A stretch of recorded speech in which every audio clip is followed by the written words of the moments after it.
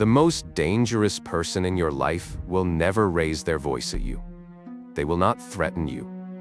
They will not slam a door.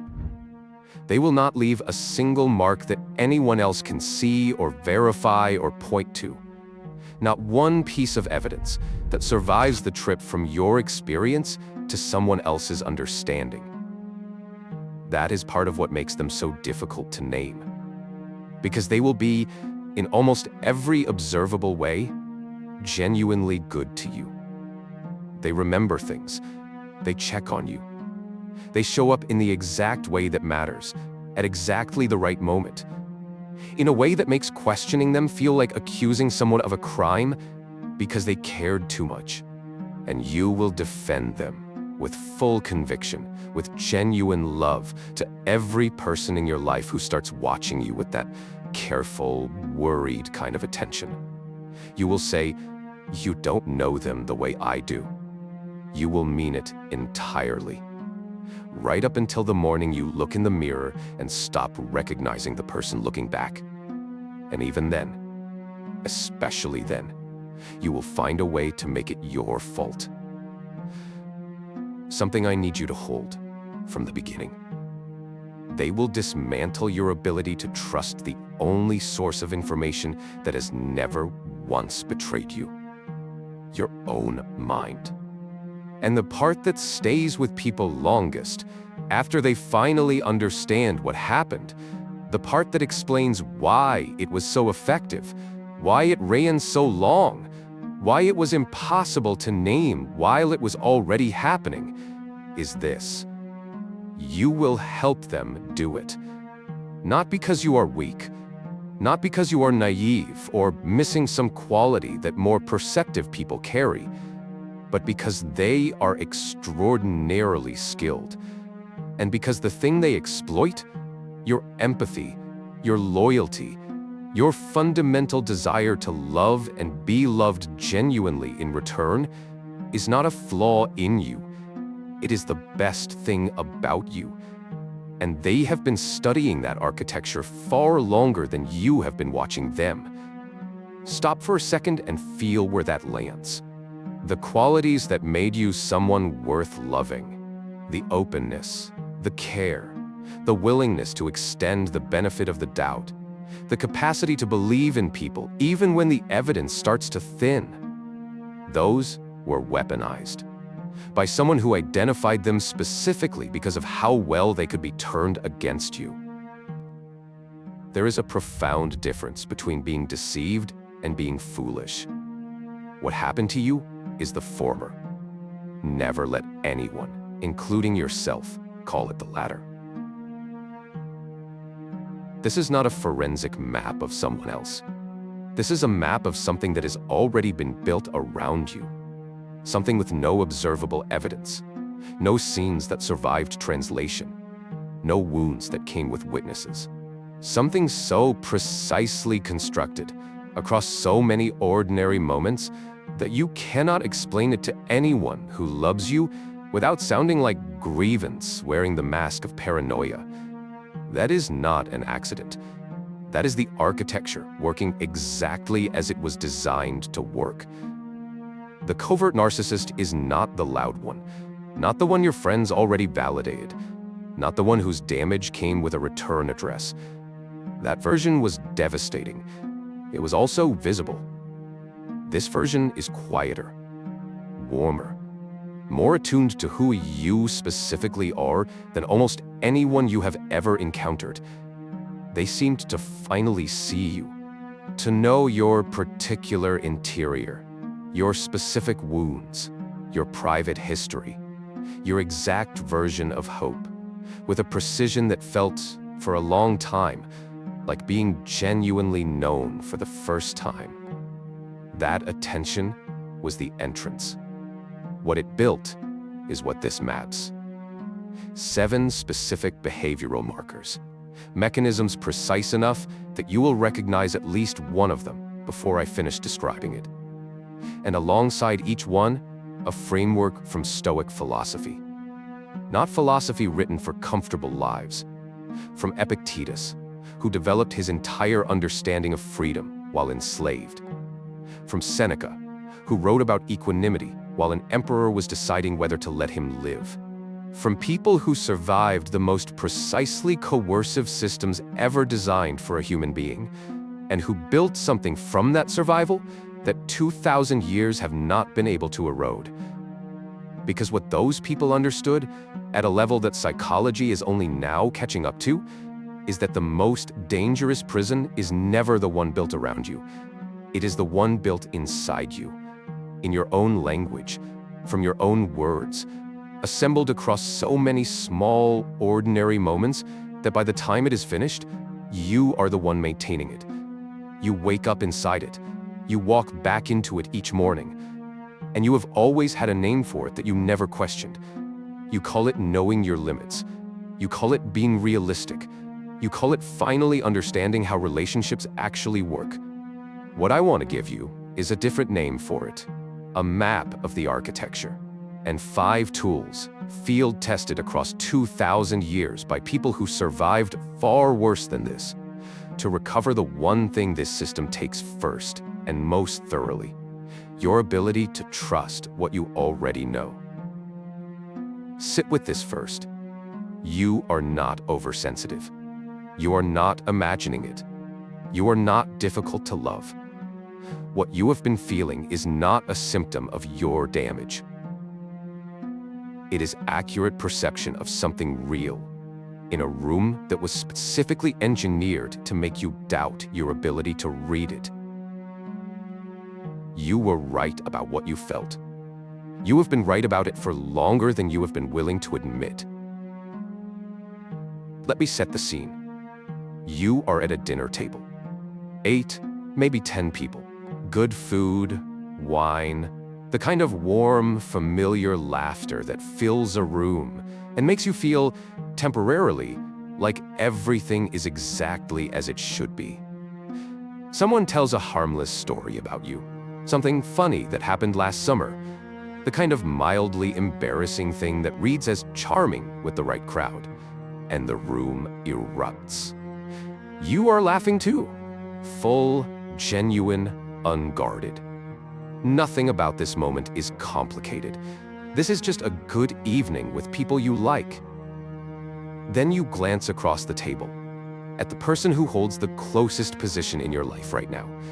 Your partner, your best friend, your sibling, a parent, whoever occupies that innermost circle in this particular season.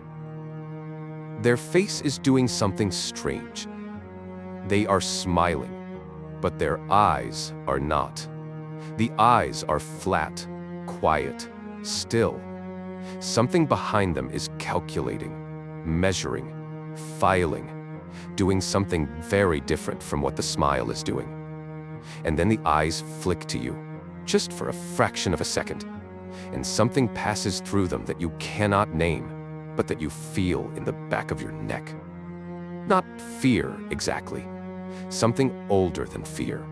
A warning that fires before language. You look away immediately. The laughter continues. You finish your meal. The evening winds down. An hour later, in the entryway, while you reach for your coat and someone across the room is looking for their keys, they lean close to you. Their voice is very low, private, almost tender, like they are protecting you from something the rest of the room cannot hear. They say, "That story you told tonight was interesting. I would not have shared something like that about myself. But I suppose we are just different that way." And they squeeze your arm. Once. Gently. You drive home in silence. There is a knot forming behind your sternum, that particular pressure in the upper chest that does not quite qualify as pain, but will not leave you alone. You cannot name what happened. If someone called and asked how your evening was, you would say, "Fine, great," because nothing happened. Not a single thing you could isolate and point to. Nothing that would survive translation to another person without making you sound oversensitive. Without making you sound like the problem.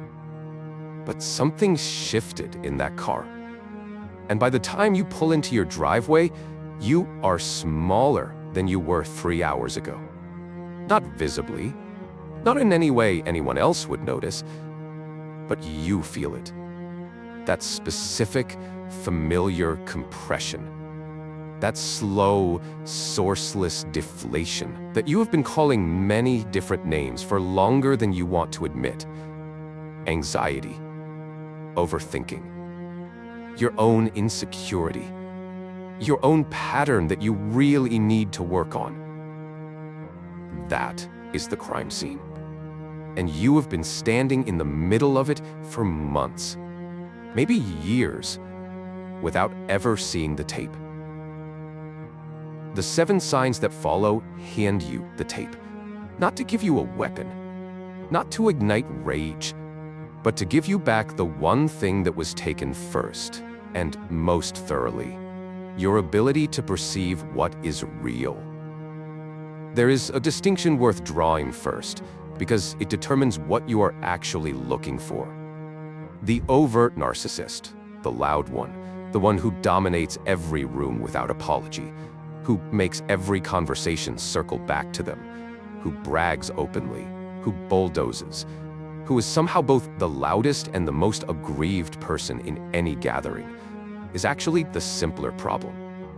Not easy, not pleasant, but visible. Your gut fires the alarm before they finish their first sentence. Your friends validate what you already feel. Your family has noticed. Everyone in your orbit agrees the person is exhausting and difficult. And while that shared recognition does not automatically free you from the dynamic, at least you know. At least the attack is legible. At least the wound has a return address. The overt narcissist is also, in most cases, the one people eventually leave. Because the evidence is impossible to ignore. Because you can build a case out of observable events and hold it up to another person and have them say, "Yes, I see exactly what you mean." The covert narcissist is a different species entirely. Quieter, warmer, more emotionally attuned, at least in the early days, than almost anyone you have encountered. They remember your coffee order without being told twice. They follow up a week later about a difficult conversation you mentioned in passing. They send you something, an article, a song, a reference, connected to something specific you said months ago, unprompted, because they were thinking about you. They ask about your mother's health, about the project you were worried about how the conversation went that you were dreading. They seem genuinely, almost supernaturally interested in your interior life, your history, your wounds, your particular version of the world. And that is precisely how the trap is built. With attention, not aggression. With care so detailed and so consistent and so specifically tailored to your particular needs that questioning it feels like a betrayal of something rare and precious. It feels like accusing someone of a crime because they were too good to you. It feels like ingratitude wearing the mask of self-protection. That is by design. Every molecule of it is by design. And before I walk you through the signs, I want to say this directly. The fact that you did not see it sooner is not a failure of your intelligence. It is evidence of theirs. They are sophisticated operators who chose you, in part because of how clearly you believe in the goodness of other people. That belief is not the mistake. It was just, for a time, aimed at the wrong person. The first sign is the perpetual wound display. Before I name this pattern precisely, I want to tell you why it works so effectively. Not because people are gullible, because people are good. Human beings respond to suffering with an instinctive pull toward the person who is hurting. When someone is in pain, the first response, not the thought but the reflex that fires before deliberation, is to move toward them, to offer something, to become whatever the moment requires. That instinct is not a weakness. It is not naivety. It is one of the most defining and beautiful features of being human. The thing that makes community and love and repair possible at all. It is also the precise vulnerability this first sign was built to exploit. This person always has a story about how they were wronged. Always. Not loudly, not theatrically, not with the kind of performance that triggers skepticism. Quietly, softly, with a kind of sad dignity that makes you respect them more for surviving it. Their composure under suffering feels like evidence of character. They were betrayed by their last partner, who never deserved them and never really understood them. Their family never truly saw who they are, despite everything they gave over the years. Their coworker took credit for their work and faced no consequences. Their previous friend group turned against them for reasons they still genuinely cannot understand. Reasons that hurt to revisit, even now. And they always tell you these stories in a moment of closeness, in a quiet room, with a kind of reluctant vulnerability that feels like trust being extended, like something sacred being placed in your hands. And in every single narrative, every story from every chapter of their life, across every relationship they describe, the pattern is identical. They are the innocent casualty. The world is the aggressor.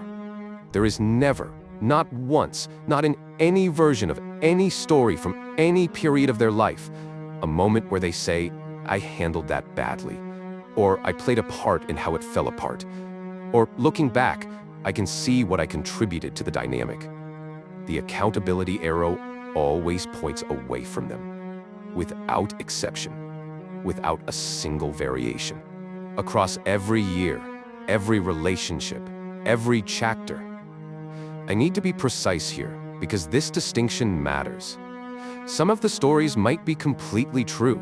People are genuinely wronged all the time. They have unfaithful partners and toxic workplaces and families that failed them.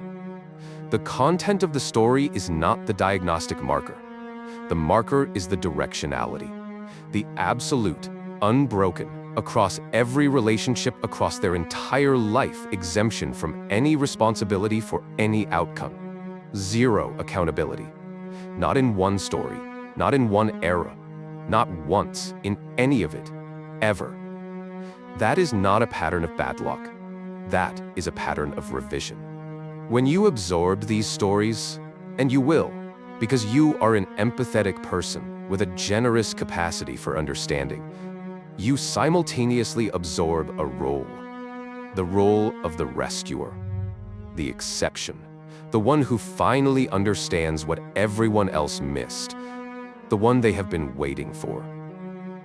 And the moment you step into that role, you hand over something worth more than anything material, moral authority over the entire relationship. Because how do you set a limit against someone who has already suffered so much? How do you say that behavior is not acceptable to someone who has been failed by everyone else? How do you hold a line without becoming, in their framing, just the next person who turned on them? Just another chapter in a wound story they will tell someone else in a quiet room somewhere down the road. That is the lock. Your empathy is the key, and they are holding it. Think about what that actually means for the daily texture of your relationship. It means you edit yourself before you speak. It means you absorb more than your share of difficulty because you are aware at every moment of how much they have already endured. It means your legitimate responses to their behavior get preemptively filtered through the question, is this fair to them, given everything they have been through? And the answer, manufactured from all those carefully delivered wound stories, is almost always the same. You should be more patient, more understanding, more capable of extending the grace that someone who has suffered this much deserves. You are not their partner at that point. You are their absolution. And absolution has no limits. Seneca wrote something in one of his letters that applies here with unsettling precision. He wrote, roughly, that consorting with certain people is harmful, that there is no person who does not make some vice attractive to us, or stamp it upon us, or taint us without our knowing it. Without our knowing it. That is the phrase that matters.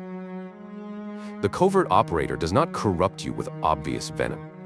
They corrupt you through accumulated proximity, by slowly, patiently replacing your frame of reality with their own, one story at a time, one retelling at a time, until the world looks exactly the way they need it to look, and you are inside that world, seeing through their eyes, and you have started calling it understanding. You have started calling it love. You have started calling the weight you carry every day the natural weight of caring about someone complex. And that is only the entrance. The second sign takes what they built in the first and does something far more precise with it. The second sign is the surgical complement. A covert narcissist does not insult you directly, not in any form that leaves residue anyone else can identify. That would be too crude, too detectable, too easily documented and presented during a later confrontation. Instead, they compliment you in a way that leaves a hairline fracture in your confidence, something entirely invisible to everyone in the room except you, the only person absorbing the specific frequency at which it was aimed. You are so brave for wearing that. Say it slowly. You are so brave for wearing that. The first three words are surface-level positive. The last three contain the mechanism. Because bravery implies risk. Bravery implies that what you chose to wear was a gamble that most people would not have accepted. That you stepped out into a world that might not receive you generously. That getting dressed required something from you that it would not have required from someone with better judgment, or more security, or a stronger foundation. You needed courage for an ordinary morning decision. That is what was just said to you, wrapped in a smile, handed to you with what looked like warmth. I could never be as relaxed about my career as you are. Relaxed is doing a specific kind of work in that sentence. It is functioning as a softened, plausible deniability synonym for something else. Unconcerned, unfocused, perhaps unambitious, perhaps unbothered in a way that reads less like ease and more like surrender. But it arrives wrapped in admiration. It sounds like envy. It sounds like they wish they had what you have. And the residue it leaves is a low, persistent hum of inadequacy that you cannot trace to a source, because the source was, technically, a compliment. I love how you put yourself out there, even knowing people might judge you. There it is again. You put yourself out there, even knowing people might judge you. What was your face doing a moment before they said that? Were you open? Unguarded? Doing something with an ease that never even occurred to you as something requiring nerve? Because it requires nerve now. That ease has been reframed as recklessness in a world that will not be kind to you. And they are the ones thoughtful enough to notice, the ones careful enough to be worried on your behalf. This is not an accident. This is precision engineering by someone who has been practicing for longer than you have known them. And here is the mechanism that makes it nearly impossible to address.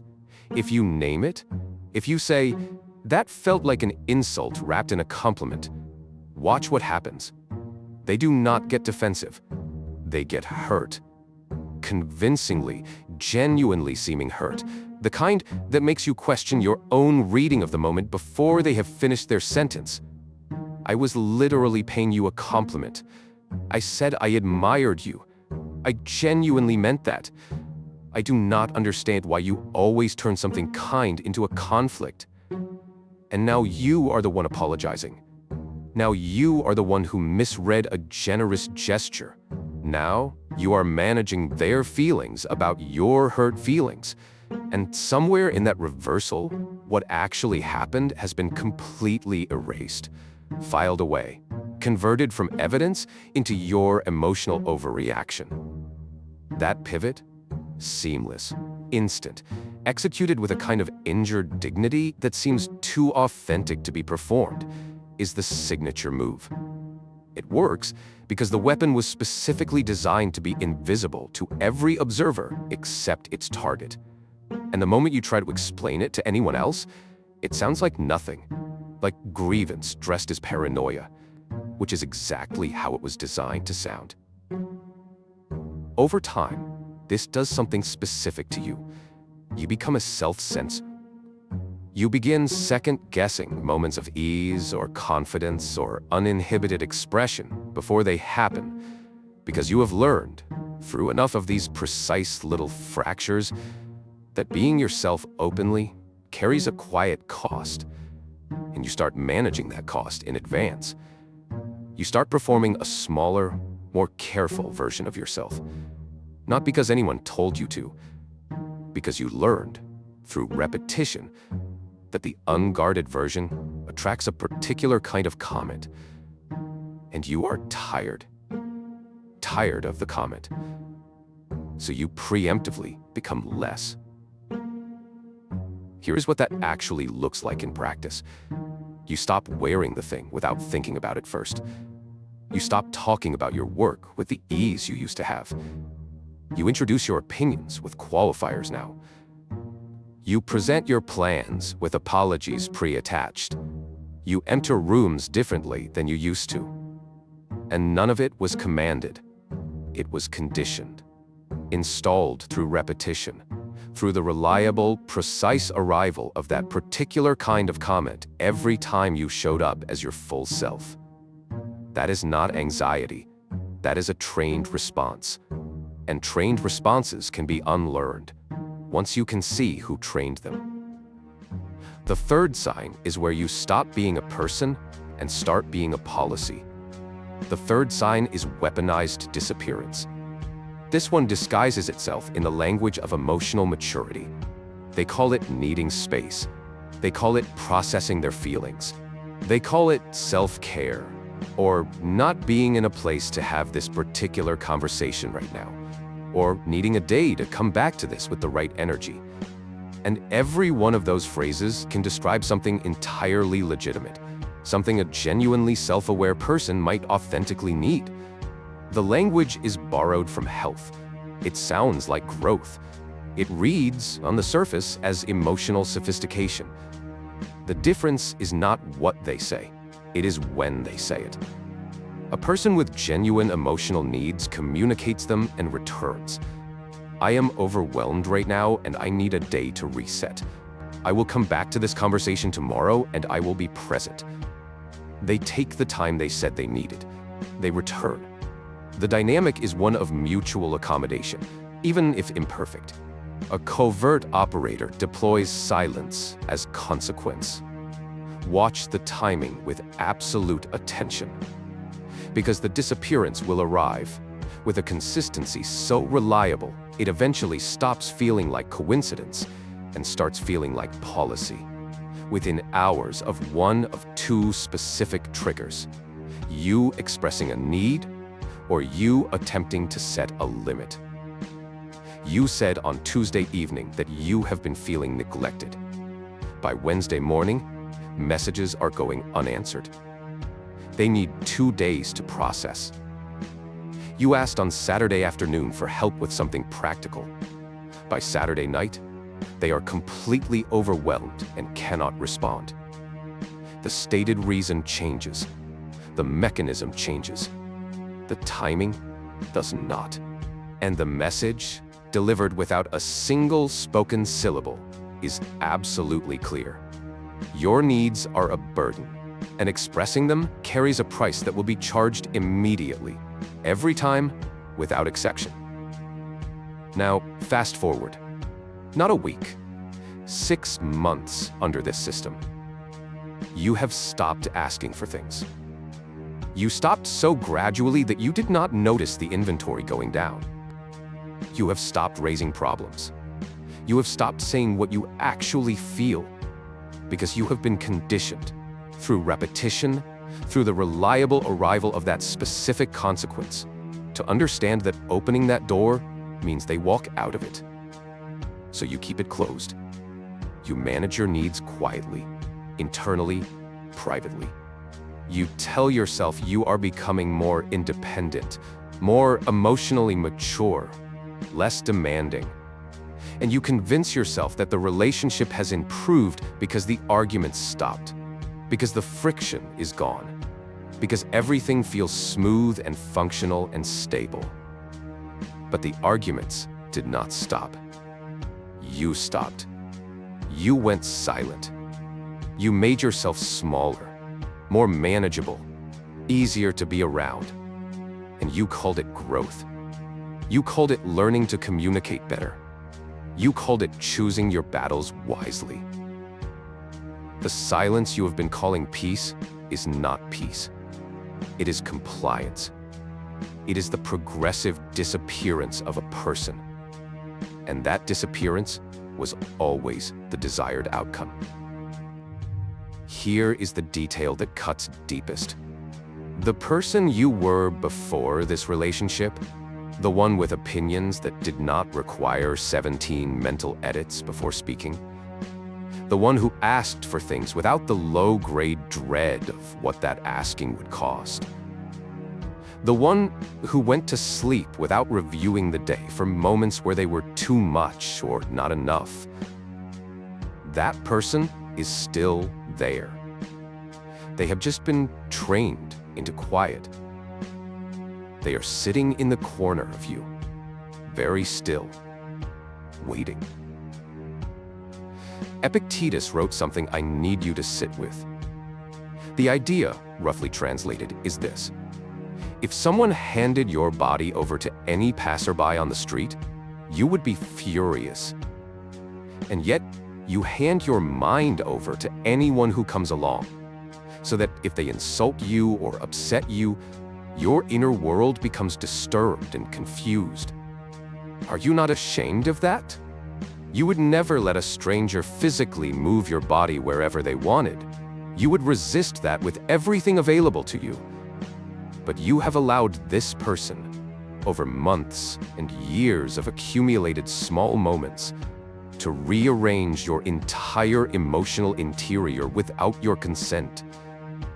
They decided what you are permitted to feel, when you are permitted to feel it, how much of it is acceptable, and how it needs to be expressed, and under what conditions.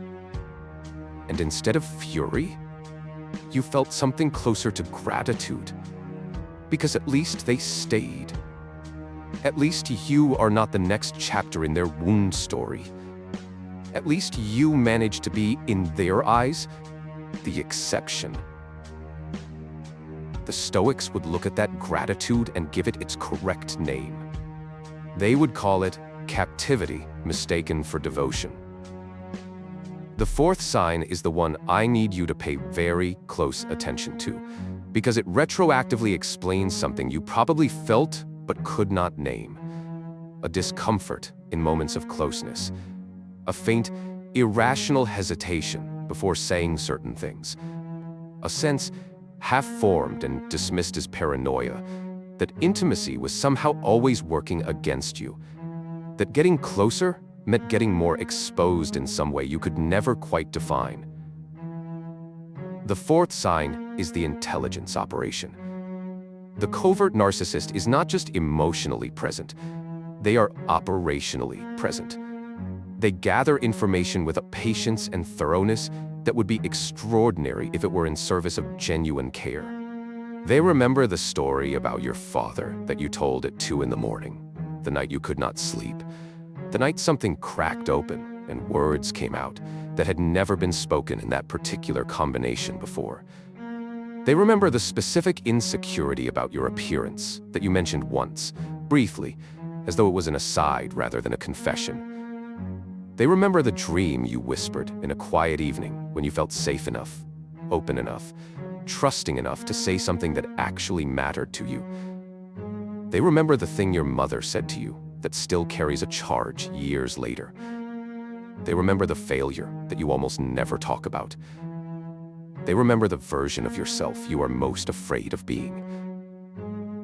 They remember all of it. With a thoroughness that felt, at the time, like being truly known for the first time. And I want you to hear this with absolute clarity, because this is where most people resist. This is where the mind begins to negotiate, to offer alternative explanations, to protect something it is not ready to release. They remember it not because they care about you, although it will look continuously and convincingly exactly like caring, sometimes for months, sometimes for years, with a consistency that is genuinely disarming. They remember it because personal information is inventory. Vulnerability is raw material. Confession is ammunition. And they are building an armory, piece by piece, from your own words, for the specific day when you step out of authorized behavior, for the day you push back, for the day you hold a limit past the first hour, for the day you finally say, "This is not acceptable to me." That day comes. It always comes. And then, in the middle of a conversation about something completely unrelated, dinner plans, a logistics question, something that should take 30 seconds to resolve, the cache deploys. I am only saying this because I care about you, and I know you. But knowing what you have shared with me about your relationship with your father, I wonder if that is what is underneath this reaction right now. I do not want to make this harder for you than it already is. But you have told me about the patterns you tend to fall into, and I am a little worried I am watching one of them right now. It is never an accusation. Listen carefully to the language. It is always concern. The voice is soft, almost sorrowful, carrying the weight of someone who wishes they did not have to say this.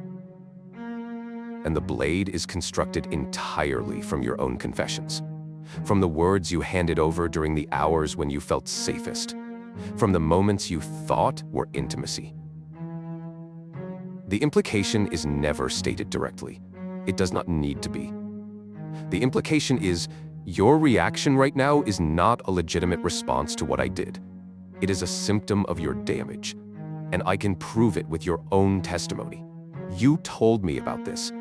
You identified it as a problem in yourself. That is not cruelty. That is care. And you stand there, holding your legitimate response to their actual behavior, watching it get reframed as pathology, as a pattern you need to work on, as evidence that you are doing the thing you have always feared doing. The boundary you are about to hold quietly collapses, because the question is no longer whether their behavior was acceptable. The question is now whether you are okay, and you are busy defending yourself against the evidence of your own words. Ask yourself this question honestly. Over the entire duration of this relationship, has this person ever received something genuinely vulnerable from you?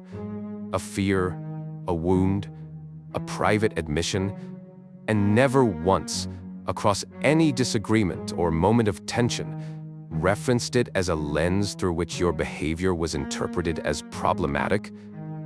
Never used it to explain away your legitimate response to something they did? Sit with that, because the answer is your data, and the data does not lie the way memory sometimes does. The fifth sign is the one I almost did not include, not because it is less important, but because it looks so convincingly like love that naming it feels like an act of cruelty. It feels like saying that generosity is a weapon. It feels like punishing someone for giving. It feels like the most ungrateful possible response to the most attentive possible person. But stay with me through the discomfort of hearing this, because this is the sign that most often becomes the cage. And it becomes the cage specifically because it was built to look like a home. The fifth sign is the martyr performance. This person does things for you, real things, visible, undeniable, sometimes genuinely moving things. They help you move apartments, spending an entire Saturday in physical labor without complaint. They bring you food when you are sick and stay to make sure you eat it. They drive a significant distance in inconvenient conditions because you sent a message at 9 at night that said you were struggling, and they came. They remember to bring the thing you forgot.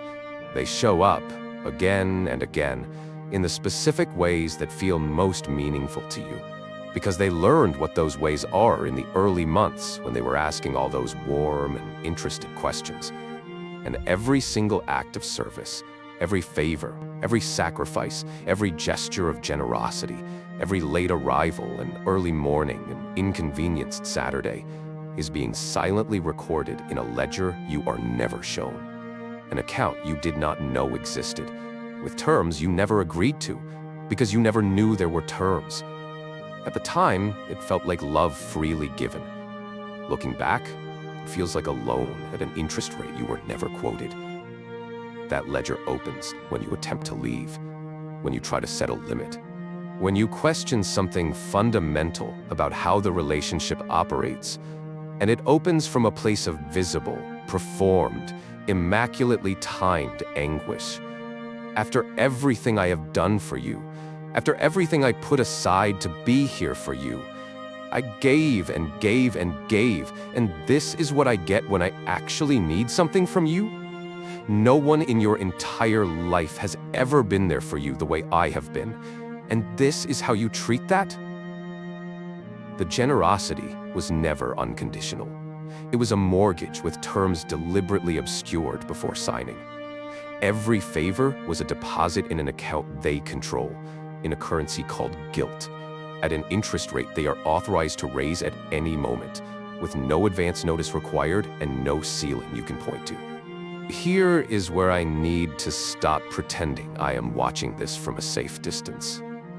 I'm Elias, and I have been the person who accepted that mortgage without reading the terms, who confused someone's relentless, attentive, seemingly bottomless generosity with love. And when the invoice finally arrived, when the ledger opened and the debt was called in, paid it.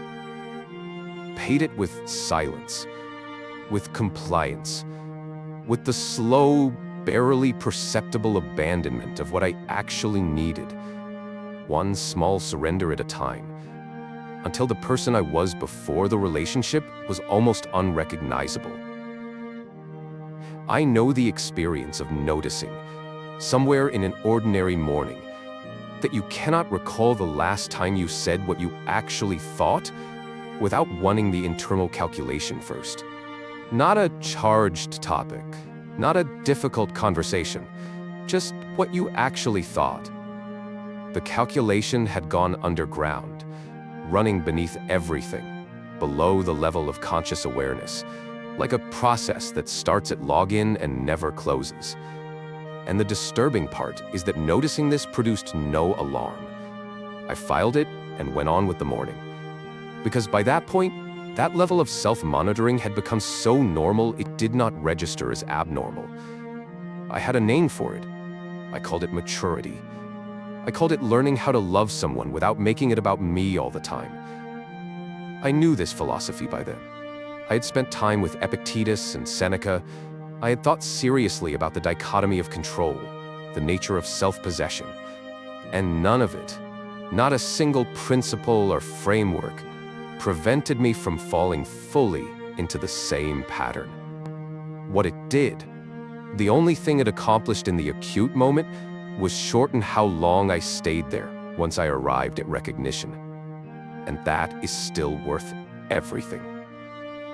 The difference between staying inside this for 6 more months and staying for 6 more years is the difference between a difficult chapter and an entire lost decade.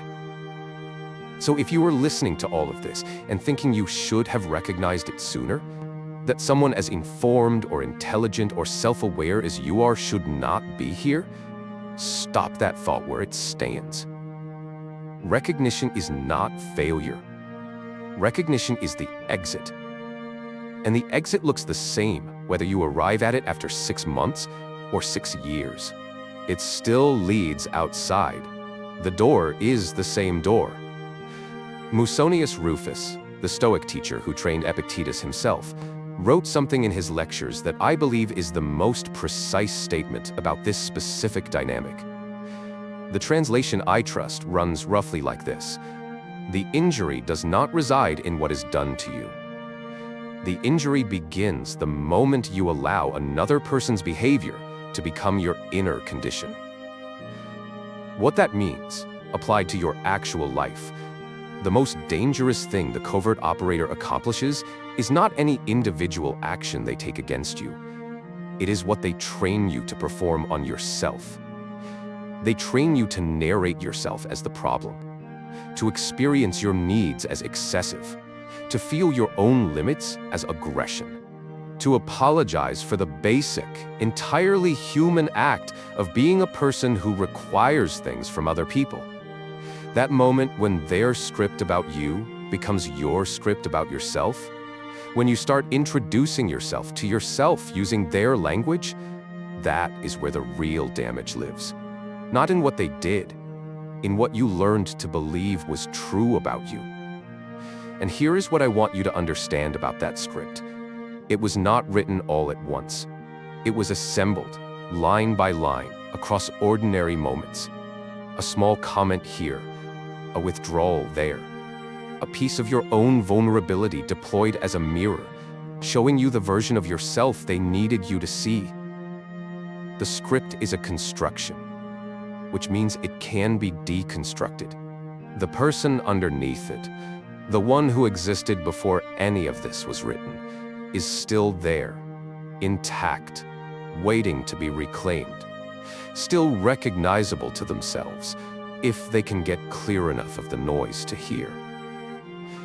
The 6th sign is quieter than all of them, which is exactly why it runs the longest. The 6th sign is the comparison campaign. A covert narcissist does not compete with you openly. They would never say, "I am better than you," or "you are not enough." That is too blunt, too confrontational, too easily refuted, and too easily held against them later. Instead, they manage the atmosphere. They curate the environment.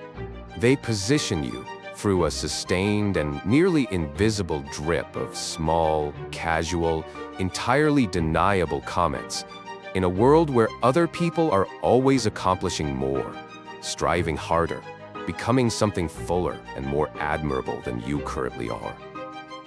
They mention a mutual friend who just received a significant promotion, warmly even. Good for her, she really put the work in. They reference an ex's extraordinary discipline or ambition, not as a comparison, just as a fact, just in passing. They forward an article about someone your age who has done something remarkable and add no comment, because none is needed. They ask, almost idly, whether you have seen what a certain person from your shared history has been doing lately. The question hangs there. You answer. The subject changes. Nothing was said, but the measurement was taken and logged. In an atmosphere that is slowly, invisibly becoming saturated with a single message, everyone around you is doing something you are not.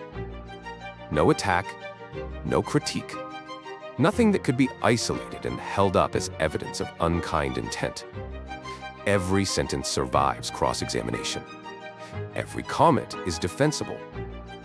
And yet, the cumulative effect of living inside that atmosphere, week after week, across months and years, is that you develop a deep, sourceless, bone-level sense of inadequacy. You feel behind, though behind what exactly you could not say. You feel like you are missing something, though you cannot define its shape. You carry a low, persistent, irrational shame about your own life, as measured against a standard you never consciously accepted, but somehow now live by, as though it were air, as though it had always been there. Picture a Sunday evening. Both of you at home, comfortable, ordinary. You reading something on your phone, them across the room. And without looking up, almost to themselves, in the tone of someone commenting on the weather, Marcus just finished his second marathon of the year. That is genuinely impressive. That sentence contains nothing you can point to. No accusation, no comparison, no unkind word. It would walk out of any courtroom untouched. But you mentioned wanting to start running 3 weeks ago, and you have not started, and they know that. And the comment lands exactly where it was placed, in the precise gap between who you are and who you told them you were trying to become. And you feel it. The small internal collapse, the quiet, familiar shame, the bone-level sense of being slightly, indefinably, perpetually behind everyone else. That is not a casual remark. That is architecture. Constructing one small, unremarkable comment at a time, a version of you that is never quite enough, in a world where everyone around you seems to be doing the work you have been postponing. And a version of them that is generous enough, attentive enough, connected enough to the world's standard of excellence to notice, to hold up the mirror for your benefit, because they care. Here is what the comparison campaign does over time, at the level of daily behavior. You start justifying your choices before they are questioned. You start pre-apologizing for decisions that have not been criticized yet. You start measuring your own ambitions against the ambient standard they have installed, and finding them modest, and adjusting them downward, and calling that adjustment realism. Calling it realism. Calling it maturity. Calling it finally understanding how the world actually works. And the strange thing is, they rarely have to say anything overt. They just have to maintain the atmosphere, occasionally water it, and you do the rest of the work yourself. You become the primary author of your own erosion, and they remain, in their own eyes, and in the eyes of anyone watching, the supportive presence, who only ever wanted good things for you, the one who was honest with you, the one who believed in your potential so much that they never let you settle. Marcus Aurelius returned to a particular concern throughout the Meditations, the kind of noise that comes from measuring yourself constantly against an external standard that has no fixed location and no arrival point. His worry, appearing in different forms across those private notebook entries, is that you could spend your entire life climbing toward a standard the world keeps raising and die having never once stood on the ground of your own estimation of yourself. He considered that one of the more preventable human tragedies. The comparison campaign installs that noise, quietly, incrementally, in such small individual units that no single comment ever seems to be the source, but the aggregate is deafening. And the silence underneath it, the silence of your own assessment of your own life, uncontaminated by their curation, that silence is what they needed to fill first. Because a person who knows their own worth is not a person who can be managed by comparison. The previous signs do the hollowing. The sixth moves in and plants something in the space. The seventh sign is the last one, and it is the one that locks the door. The seventh sign is the emotional hostage scenario. This is the most devastating, precisely because it targets the one mechanism that could actually protect you: your ability to close a door, your capacity to hold a line, your willingness to say, "This is where I end and where you begin." And that line is not negotiable.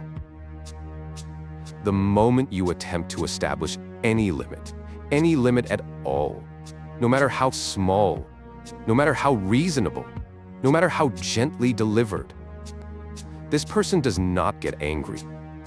Not openly.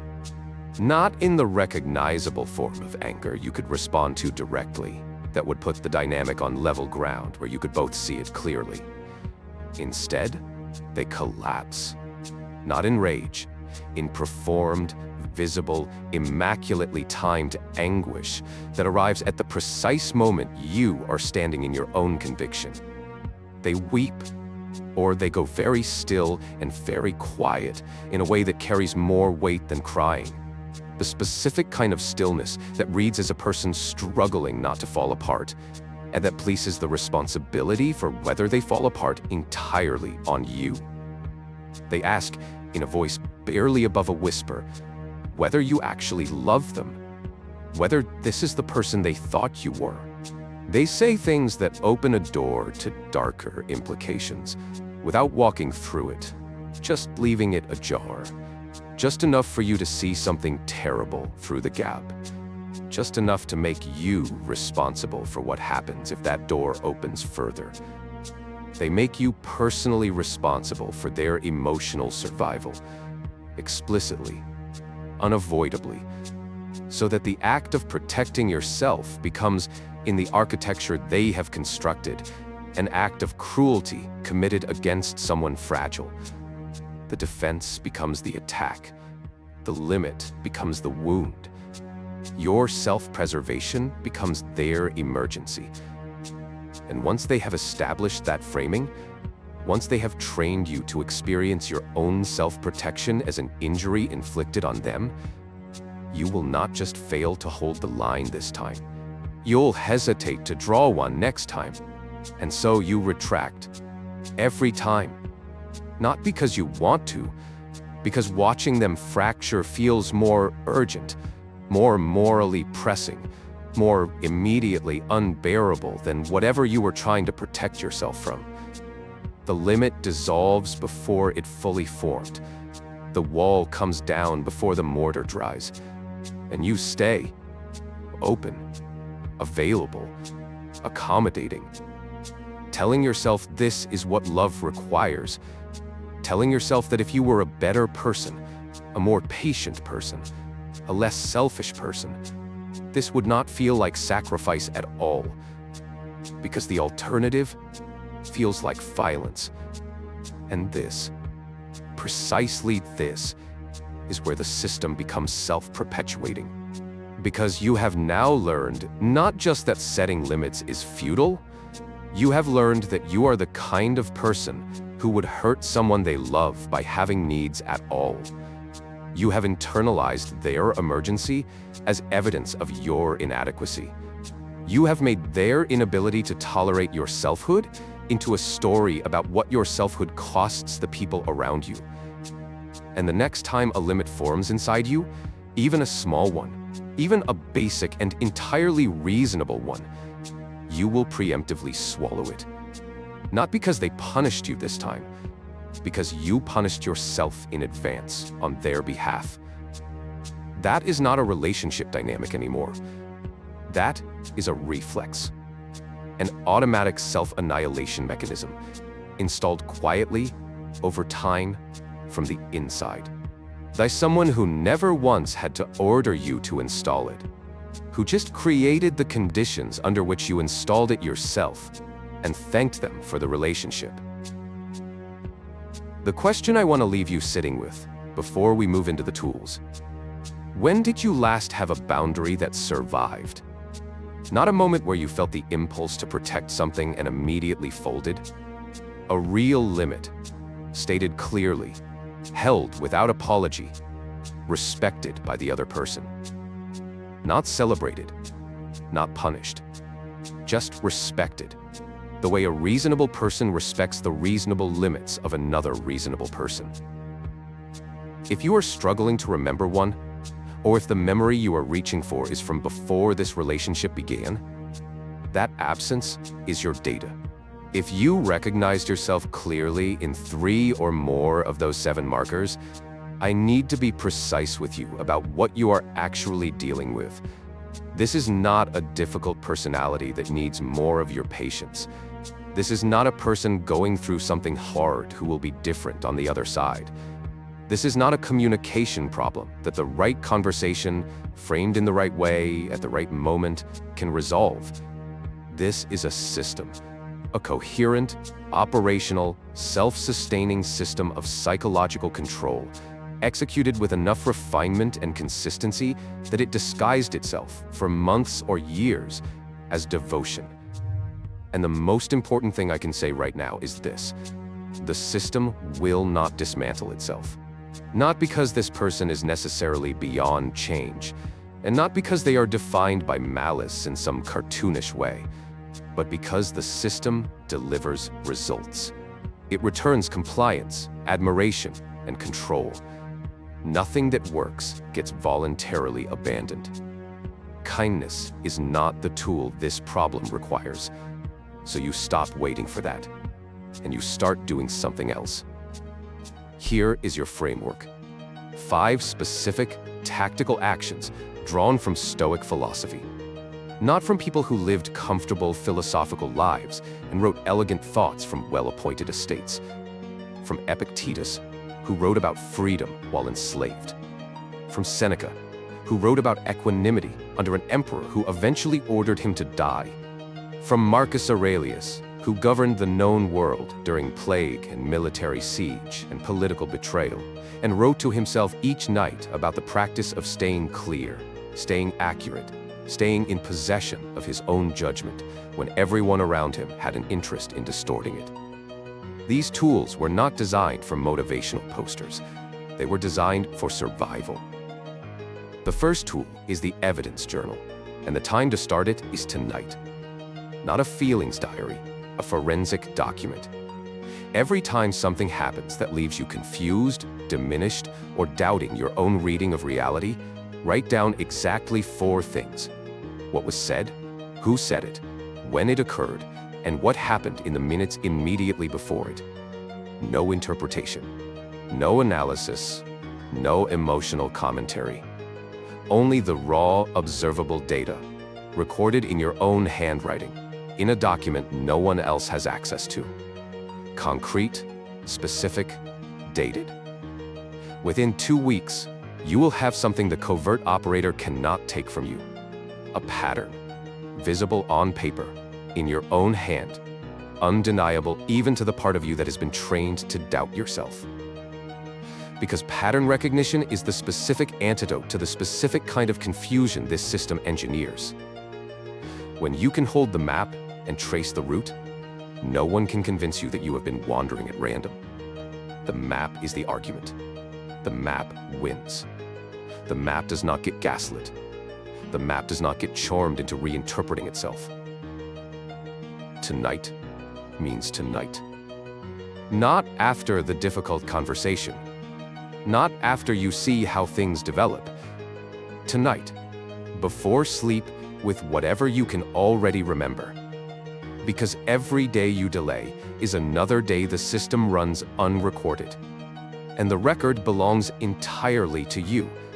It cannot be reframed, cannot be deployed against you, cannot be revised by someone who was not there, or who was there and remembers it differently. The second tool is the 48-hour rule. When something is said to you that produces immediate guilt, shame, or sharp self-doubt, you do not respond from that emotional place in the moment. You tell yourself, internally, I will evaluate this interaction in 2 days. Not tomorrow, 2 full days, minimum. Covert tactics are calibrated specifically for immediate destabilization. The technique requires you to respond before your rational mind has had time to process what actually happened, to get your emotional concession while you are still off balance, still operating from the part of the mind that cannot distinguish threat from nuance. 2 full days of distance collapses the majority of that leverage. The sentence that felt catastrophic at the dinner table often reads as something much smaller by Tuesday morning. Sometimes it reads as nothing at all. Not because you were overreacting, because the technique was designed to require your immediate reaction, and time neutralizes it. What to say in the moment while you buy yourself those 48 hours? Nothing confrontational. I need to sit with this for a bit before I respond. That sentence is available to you. It is not avoidance. It is not aggression.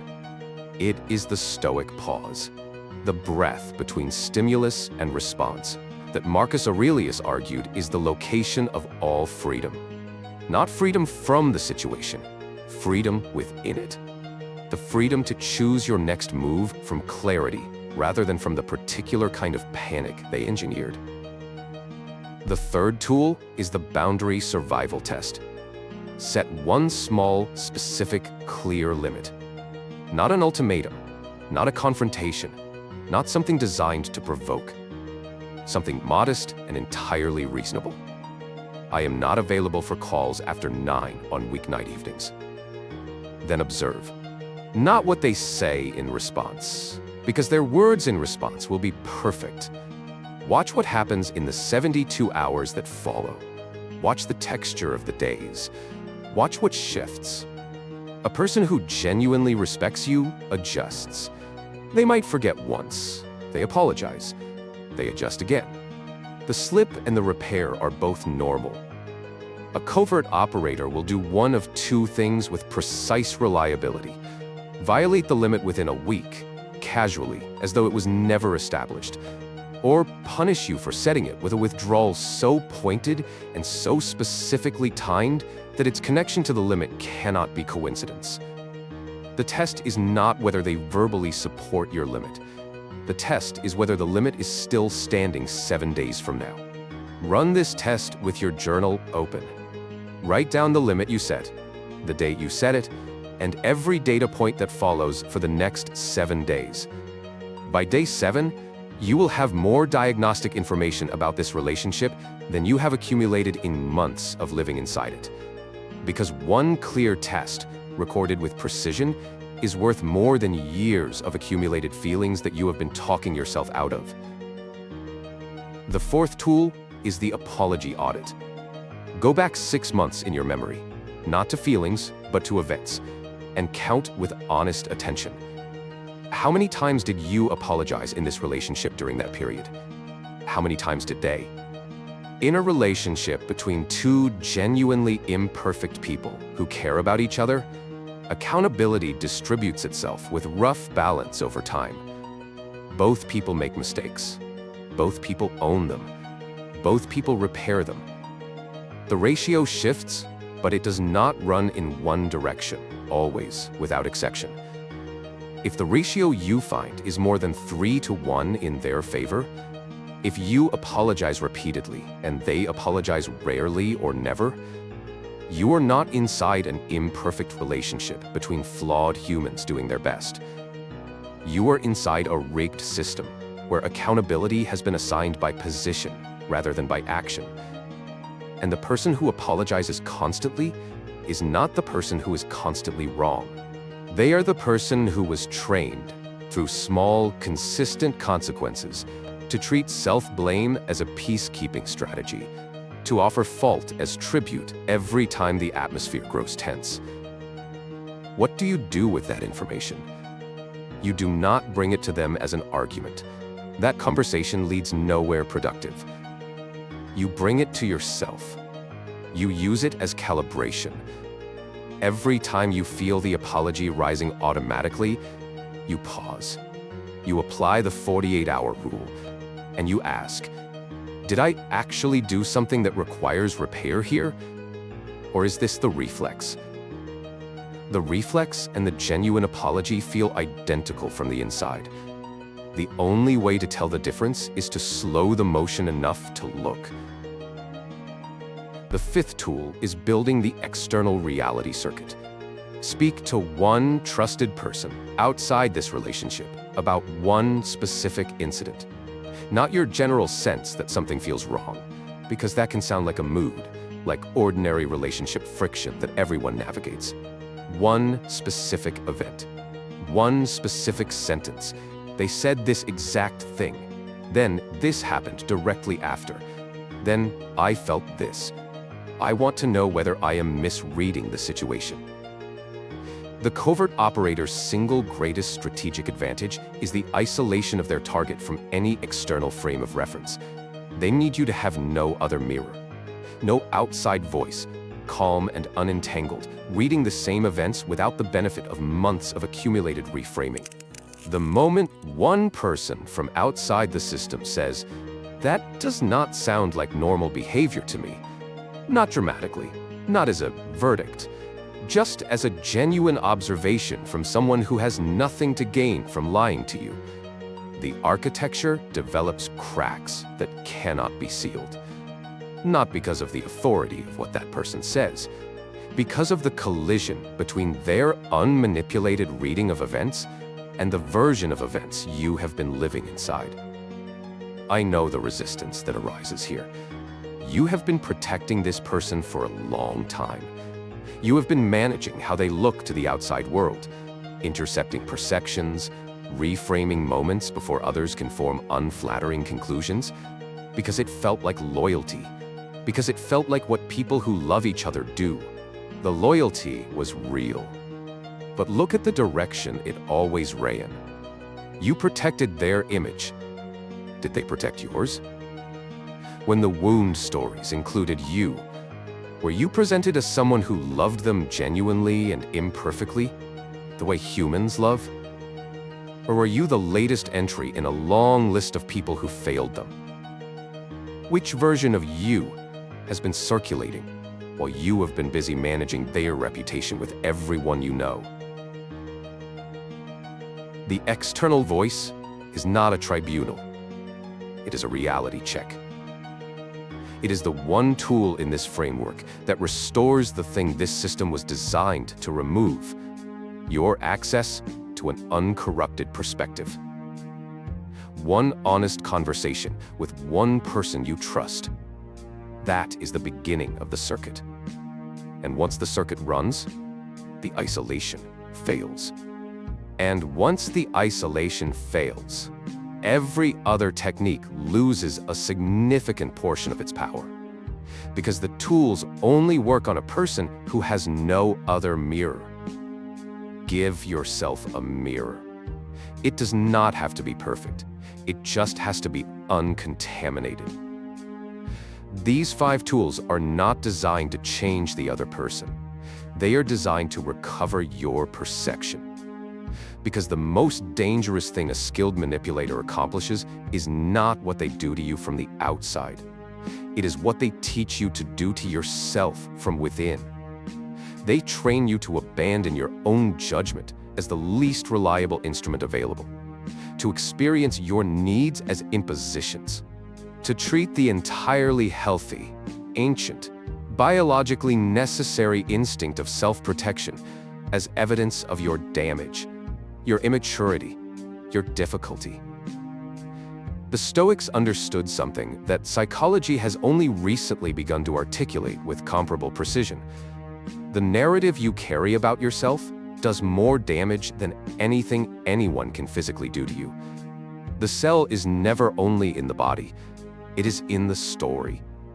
And the story this system has been slowly, carefully, patiently writing about you, the too sensitive, too needy, never satisfied, difficult, impossible to love version of you, is not a diagnosis. It is a restraint. And restraints can be removed. Not all at once, not without effort and discomfort, and the specific grief of recognizing how long you wore it without calling it what it was.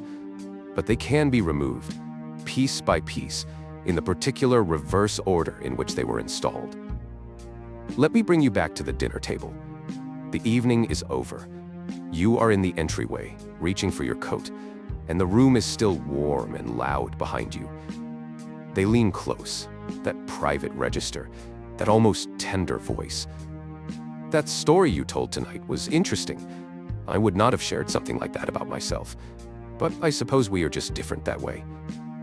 And the arm squeeze. Once. Gently. But this time, something has changed. Not the room. Not them. Not even the comment. You. You feel the knot begin to form behind your sternum. That familiar pressure. And instead of swallowing it, instead of letting it become the wordless weight you carry home, instead of spending the drive interrogating yourself about what you did wrong tonight, you name it. Internally. Specifically. Not out loud, not dramatically, with no performance attached. You say to yourself, that is the surgical compliment. I have the forensic profile on this. I know exactly what that is, and I know exactly who deployed it. And I know that the version of myself it was designed to install is not real. And I am going to write it down tonight, exactly as it happened, exactly in sequence, in a document that belongs to me. Knowing what it is changes everything about what it does. You do not confront them. That is not what this moment needs. You do not spiral into a mental argument with yourself about whether you are being oversensitive, because you have stopped using their framework for assessing your own responses. You simply observe the comment arrive. You note it. You do not absorb the payload. You let it cross the surface of your awareness without sinking through. Journal entry tonight. 48 hours before you respond to the feeling. It goes in the record. The knot loosens. Not completely, not magically, not in some cinematic release that signals the end of the difficulty, but enough. Enough to drive home without feeling like you shrink. Enough to write it down when you get there. Enough to remember, by the morning, that the story about you that arrived inside that comment is not true. It was authored by someone who benefits from your belief in it. And the moment you stop extending that belief, the story runs out of the only power it ever had. That is the work. That single clear sequence. Observe, name, record, pause. That is what 2,000 years of Stoic practice, stripped of everything academic and decorative and performative, actually comes down to in the moment that counts.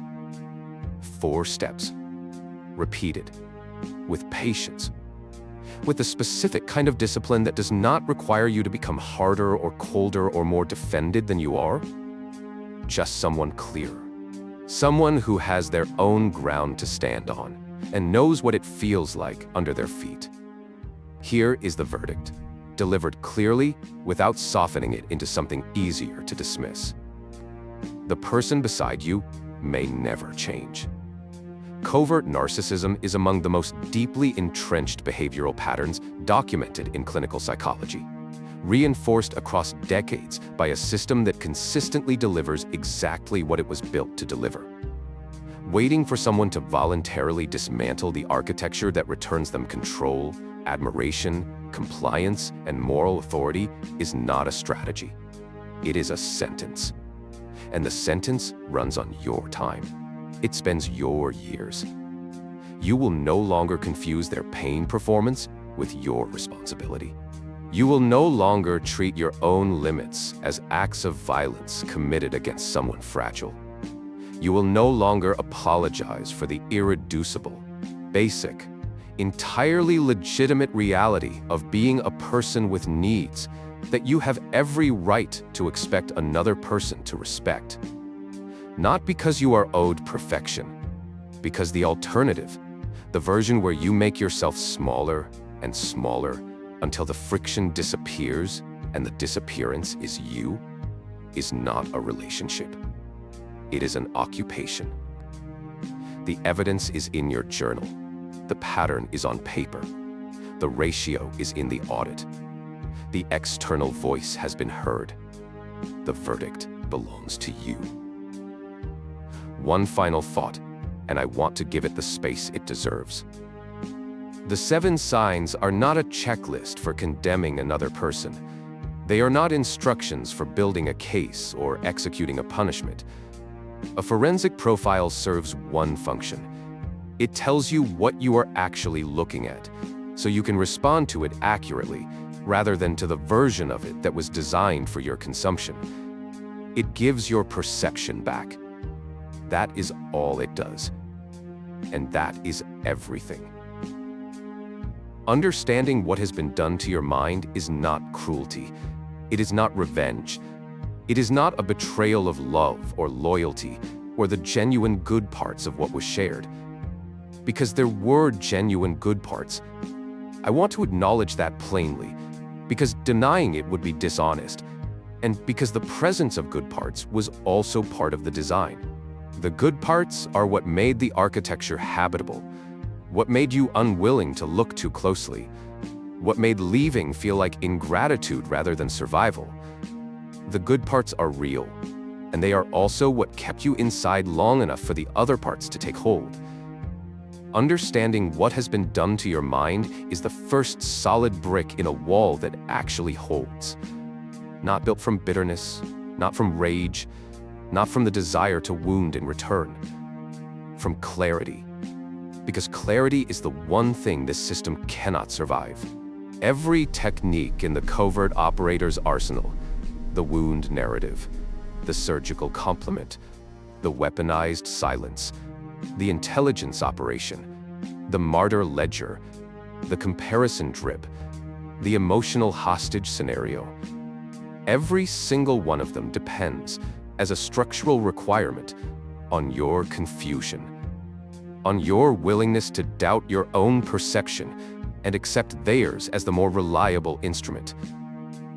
The moment clarity arrives and holds, the technique degrades.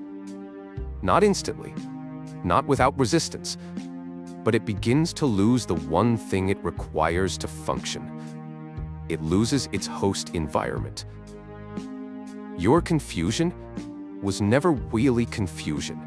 It was a story that someone else wrote, in your own handwriting, using the vocabulary you handed them during the hours you felt safest, during the hours that felt like the best of what this relationship offered. Take the pen back. Build the wall from clarity, because that is the only kind of strength that actually holds under this specific pressure. The kind they cannot charm through, or guilt through, or cry through, or disappear through.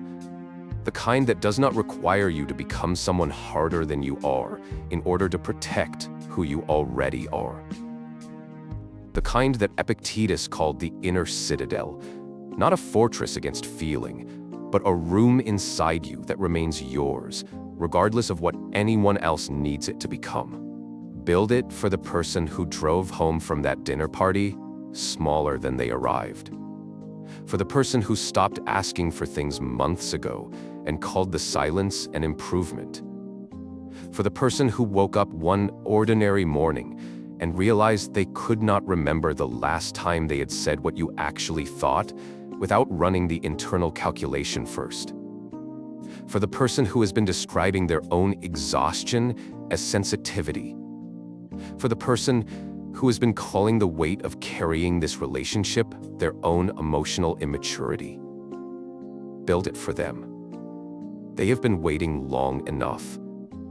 And they have been right about what they felt for longer than they've been willing to admit. The perception was accurate. The instinct was correct. The warning that fired in the back of the neck at that dinner table, and every time before, and every time since, it was not anxiety. It was information. And now you have a name for it, a framework for it, a set of tools built by people who survived worse, under harder circumstances, without losing the thing that made them themselves. You were not paranoid. You were paying attention. And now, you know exactly what you were paying attention to. If this described your life with a precision that made your jaw tighten or your breath catch, if you heard these 7 signs not as abstract patterns, but as last Tuesday, last month, the last several years, this channel exists specifically for the person sitting exactly where you are right now. Every week, we take philosophy that survived slavery and exile and siege and forced death sentences, and we bring it into the particular, livable, modern context of the relationships and systems that quietly reshape us without our permission. Ancient tools, real wounds, frameworks that were never designed for comfort, only for clarity, the specific, durable, load-bearing kind that holds when everything else has been designed to make it collapse. Subscribe so it keeps arriving when you need it. For the person who made it all the way to the end, because every sentence felt like it was written specifically about their life. It was. The details were chosen because this profile is not rare. It is not unusual. It is running in more lives, beneath more ordinary surfaces, inside more relationships that look from the outside like love than most people are ever told to expect or are ever given the language to describe. You are not alone in this room. You are just isolated inside it. That isolation ends the moment clarity arrives. And clarity just arrived.